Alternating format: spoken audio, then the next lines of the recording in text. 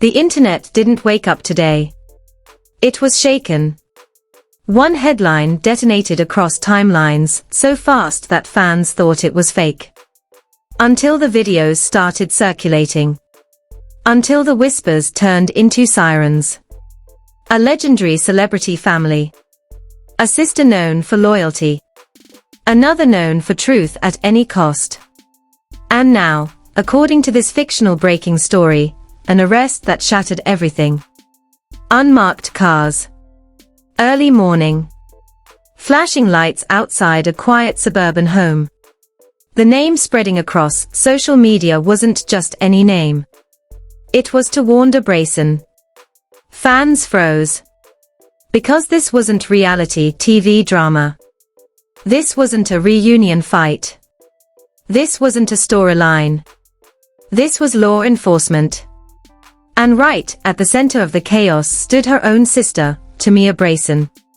The betrayal no one saw coming. Leaked messages began surfacing within minutes.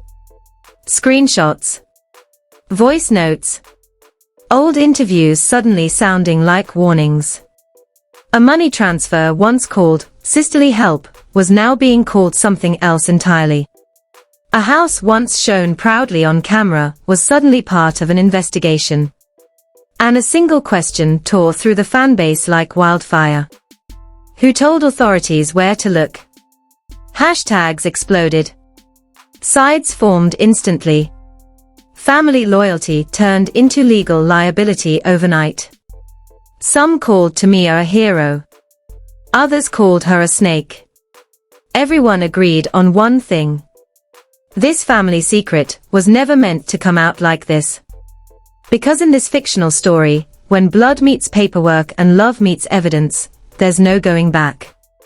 And as more details leak by the hour, one terrifying truth is becoming impossible to ignore. This wasn't a sudden arrest. It was a long-time bomb. And it just went off. It didn't start with sirens. It started with silence. The kind of silence that feels intentional. For hours, nothing moved. No statements. No denials. No carefully worded, "We're aware of the situation." And that was the first thing that terrified fans. Because when a celebrity family that lives loudly suddenly goes quiet, it usually means the damage is already done. According to this fictional narrative, the first leak didn't come from a news outlet. It came from a neighborhood group chat. A shaky phone video. Unmarked cars parked just a little too neatly along the curb. Men in jackets with no logos. A woman being guided, not dragged, out the front door. No handcuffs visible. But no freedom either. Within minutes, screenshots spread faster than explanations ever could. That looks like Towanda Braxton's house. Is that her? Why is no one saying anything? Then the name hit X, Towanda Braxton. Trending before breakfast. Fans thought it was clickbait. Another fake headline. Another exaggerated rumor. Until a second clip surfaced. Clearer this time. Same house. Same driveway. Same woman. Head down. Face tight. Jaw set like someone who knew this moment was coming. And then the whisper that changed everything. This wasn't random. According to fictional insiders, investigators didn't just show up. They arrived with folders. With dates highlighted. With transactions circled in red. This wasn't a misunderstanding. This was follow-up. Because this story didn't begin this year. It began years ago. Back when the cameras were rolling and the sisters were still pretending harmony came naturally. Fans immediately went back to old footage. Reunion episodes. Confessionals. Moments that once felt like shade now felt like foreshadowing. One clip went viral instantly. Tamar Braxton, half laughing, half angry, saying, "I know where you live." I helped pay for it. At the time, it was dismissed as sister drama. Now, it sounded like documentation. Because according to this fictional storyline, the house Tamar referenced wasn't just a home. It was evidence. A property that investigators allegedly believe was moved, renamed, reassigned at just the right moment. Not after. Before. That timing mattered. Fans began pulling public records. Screenshots flew. Property transfers. Name changes. Dates lining up too cleanly to be coincidence. And right in the middle of those documents was a number everyone recognized. $35,000. Money Tamar once called a gift. Money Towanda later described as help. Money that, in these fictional court filings, was suddenly labeled something else. A loan. That single word detonated the entire narrative. Because under this fictional legal framework, mislabeling money isn't drama. It's deception. And deception has consequences. The fanbase split instantly. Team Towanda. Team Tamar. One side said family helps family. The other said paperwork doesn't care about feelings. Old interviews resurfaced where Towanda talked about independence, about never needing help, about standing on her own. Those clips aged badly overnight. Even worse were the resurfaced receipts. Screenshots of wire transfers. Messages about covering this month. References to cards being used just for now. According to fictional insiders, investigators allegedly found that Tamar's credit line had been used for years.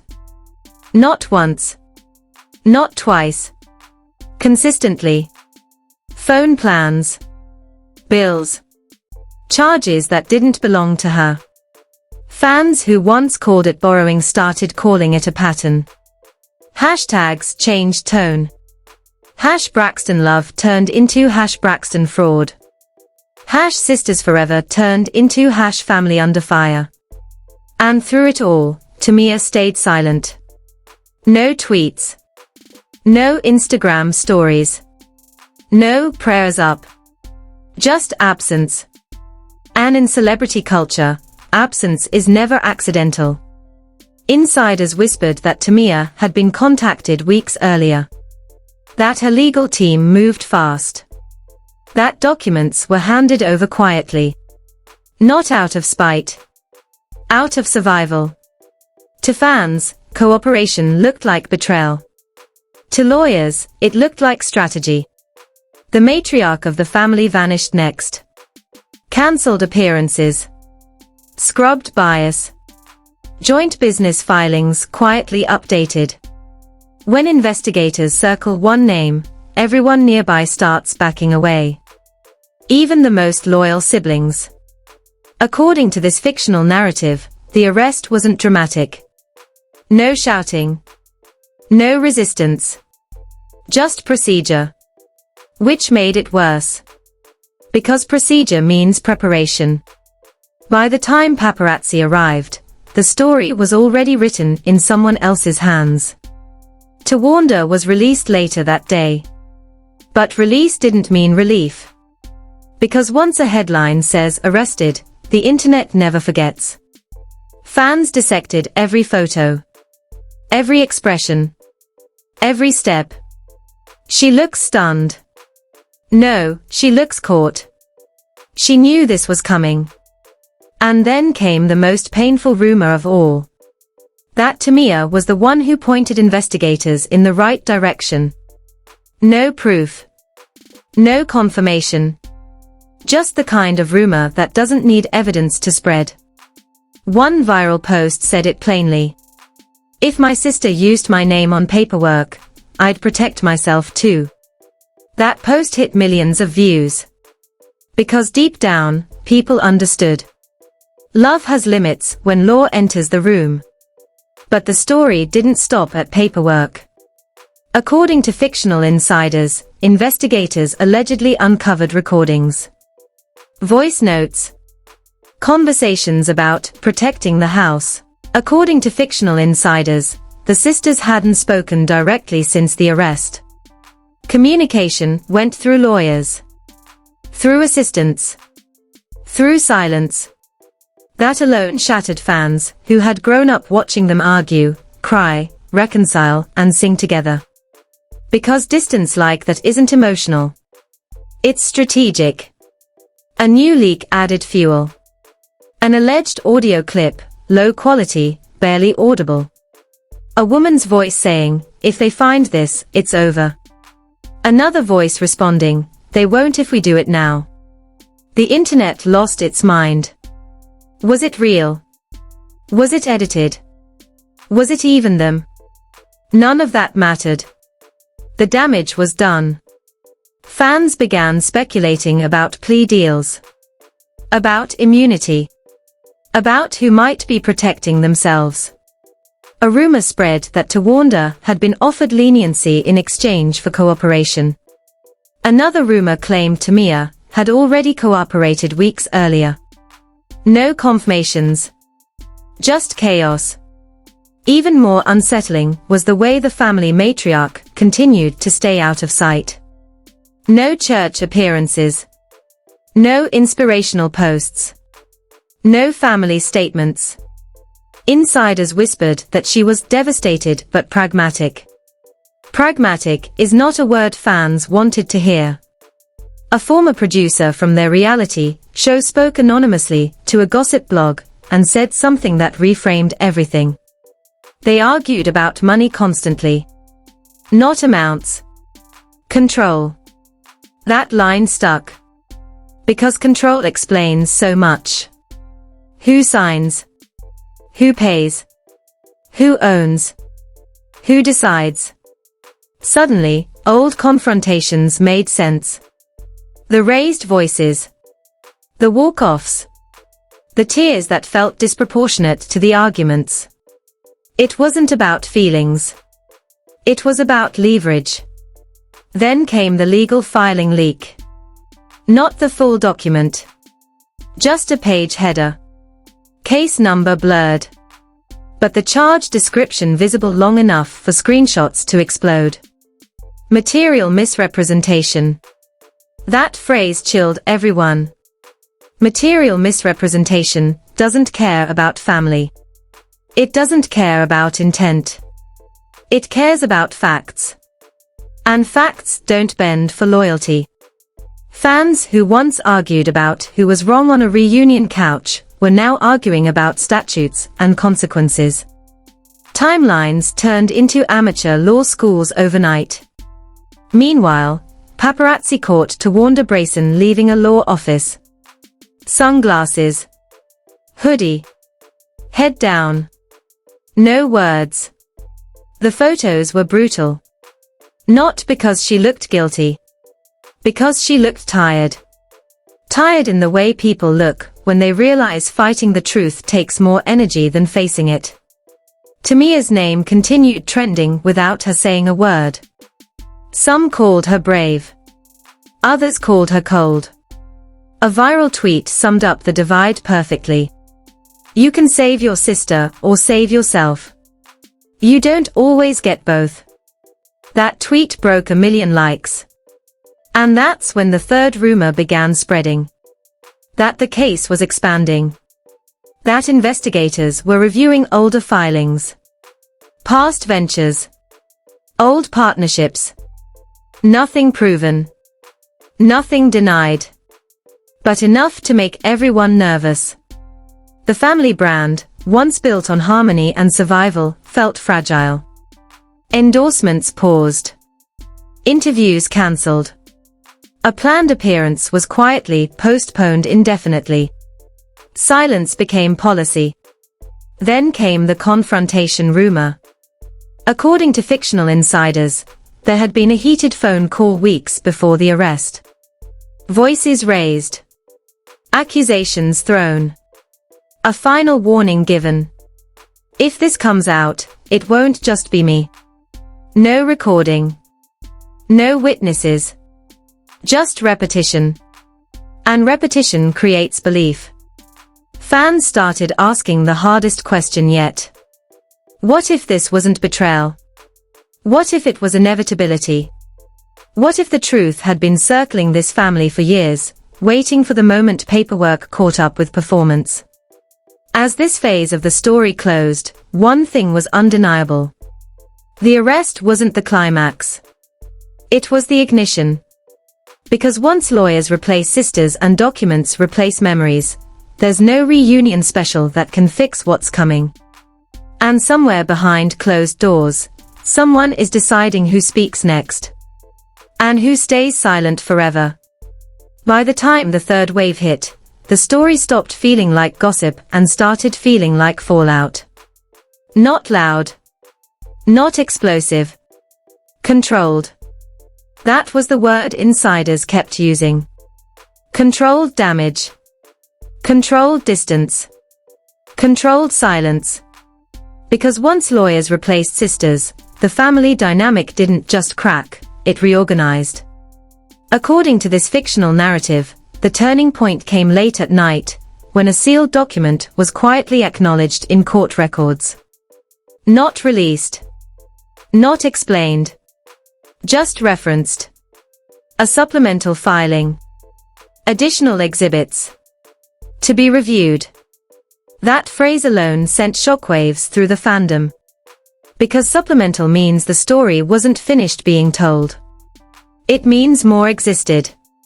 Fans woke up to a new rumor spreading fast. Investigators weren't just looking at one transaction anymore. They were tracing patterns. Years-long patterns. Repeated decisions. The kind that don't look suspicious alone, but look devastating when stacked together. And stacked they were. A gossip blog claimed to have seen an internal memo summarizing what authorities were allegedly focused on now. Not money amounts. Not totals. Behavior. How often assets moved. How frequently names changed. How consistently paperwork appeared just ahead of deadlines. The phrase strategic timing appeared again. That phrase haunted everything. Meanwhile, Towanda Braxton's legal team shifted tone. The confident statements stopped. The word misunderstanding disappeared from their vocabulary. In its place came something colder. No comment at this time. Which, to fans, sounded like surrender. Photos surfaced of Towanda entering and exiting meetings, each time flanked by professionals, never family. No sisters. No matriarch. No support shots. Just process. And process is lonely. Then the rumor everyone feared finally surfaced. That a cooperation discussion was on the table. Not confirmed. Not denied. But whispered loudly enough that it spread like fact. Fans recoiled at the idea. Cooperate against who? That question split the internet straight down the middle. Some argued cooperation doesn't mean betrayal. It means accountability. Others said family issues should never be handled with outsiders. But the law doesn't recognize family issues. It recognizes signatures. And signatures were everywhere. According to fictional insiders, Tamar Braxton's name appeared repeatedly, not as a target, but as a reference point. Her accounts. Her records. Her documentation. The implication was chilling. She wasn't implicated. She was pivotal. Which reframed everything. The money transfer. The house. The credit line. All of it suddenly looked less like generosity, and more like leverage. A viral video broke the tension further. An old interview clip resurfaced, years old, barely noticed at the time. Tamar, looking exhausted, saying, "I can't keep fixing things that keep breaking the same way." Back then, it sounded emotional. Now it sounded legal. Fans replayed it endlessly. Was that the moment she decided enough was enough? Then came the family fracture made visible. A major holiday passed without a single, no charges, no subpoenas, no visible damage. But privately, insiders say the cost was heavy. Sleepless nights, lawyer calls, a lifetime of sisterhood reduced to documents and timestamps. Because cooperation might protect you legally, but it doesn't protect your heart. As the story settled into its final, uneasy phase, fans were left with something far more unsettling than scandal. A truth. That sometimes betrayal isn't loud. It isn't dramatic. It isn't even intentional. Sometimes it's just the moment someone chooses reality over loyalty. And once that choice is made, there's no reunion special powerful enough to undo it. Because in this fictional saga, the law didn't destroy the family. It simply exposed the fractures that were already there. And whatever happens next won't be decided by emotion. It will be decided by evidence. And evidence never sings in harmony. If you've stayed until now, don't treat this like just another piece of gossip you scrolled through and forgot. Stories like this don't live or die based on truth alone. They live or die based on attention. And right now, this one is sitting at a crossroads. It's being argued over, reframed, softened, and quietly rewritten in real time. What decides which version survives isn't lawyers, statements, or denials. It's whether people keep watching, talking, and questioning. Hitting like isn't about taking sides. It's about refusing to let this conversation disappear. One click tells the algorithm this story doesn't get buried under safer, quieter content. It keeps the spotlight on a narrative that's clearly struck a nerve. Commenting matters even more. The comment section is where people connect dots, challenge each other, and notice things no one else says out loud. Share what shook you. Share what didn't add up. Share whether you think this was betrayal, survival, or something far more complicated. Silence is how stories like this get flattened into headlines instead of understood. And subscribing is not casual. It's a decision to stay present. This kind of story never ends cleanly. New details resurface. Old moments take on new meaning. Context shifts. If you're not subscribed, you'll only see the aftermath, filtered through someone else's framing, long after the real conversation has moved on. Don't step away now. Like the video. Drop your thoughts below. Subscribe so you'll hear when the next piece of this saga surfaces, because it always does.